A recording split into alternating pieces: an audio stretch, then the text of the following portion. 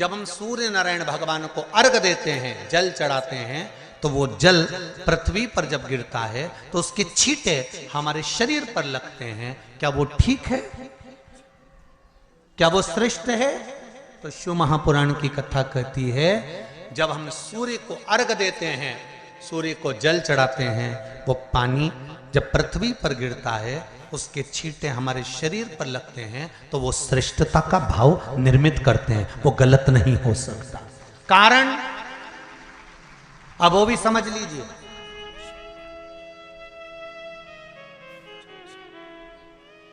अब सूर्य नारायण भगवान को आप जल चढ़ा रहे हो तो छींटे नहीं लगे, उसके लिए क्या स्टूल पे चढ़ के चढ़ाओगे कि कुर्सी पे चढ़ के चढ़ाओगे? अरे बोलो तो सही। अब कई लोगों के दिमाग में यह बात भरा गई कि हम भगवान को जल चढ़ाते हैं, वो हमारे शरीर में छींटे लगते हैं, जमीन पे से पानी गिरता है, वो हमारे शरीर को छींटे लगते हैं, भगवान को अच्छा नहीं लगता होगा। कौन ने कहा? पहले तो उसको पकड़ के ला।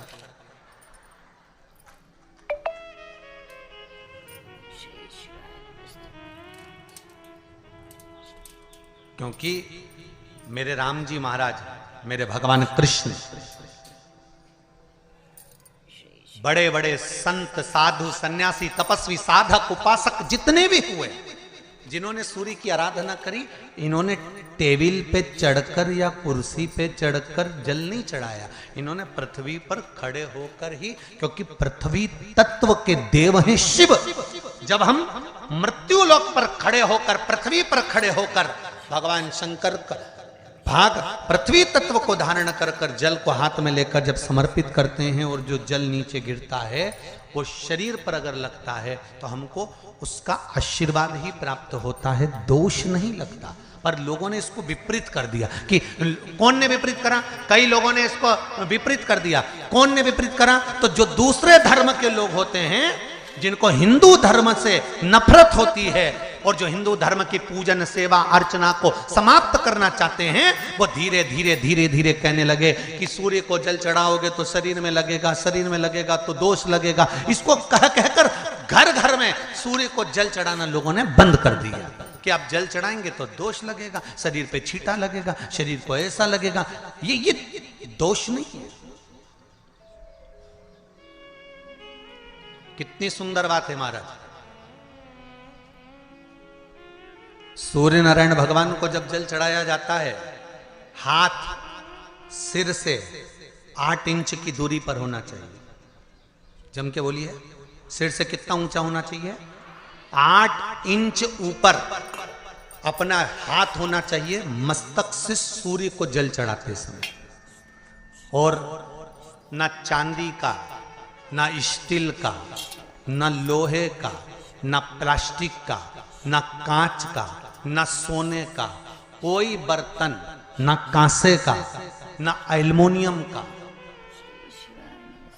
ना पीतल का, केवल एक पात्र होना चाहिए, वो है तांबे का। काय का पात्र होना चाहिए? तांबे का पात्र। और सूर्य नारायण भगवान को जब 8 इंच ऊपर तुम्हारा हस्त है, और जब हम सूर्य को जल चढ़ा रहे हैं, कैसे जल चढ़ाना है वो भी समझ लीजिए।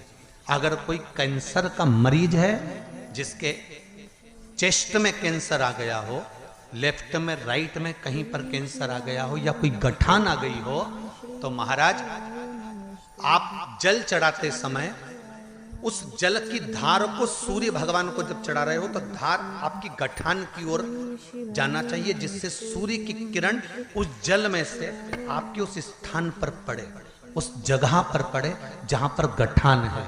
महाराज आप लगातार जल तो चढ़ाना चालू करो, अच्छे अच्छे डॉक्टर फेल हो जाएंगे और कह देंगे गठान ठीक हो गई।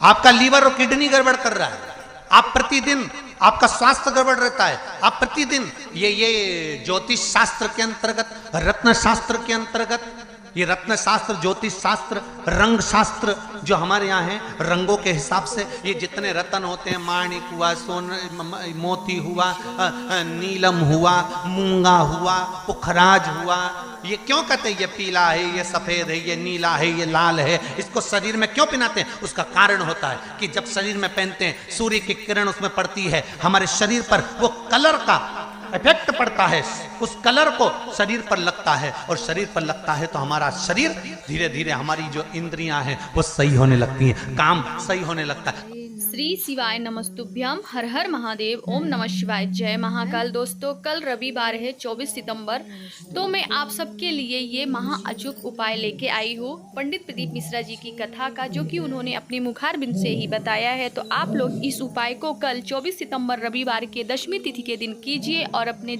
जीवन को आनंद और कृतार्थ बनाइए।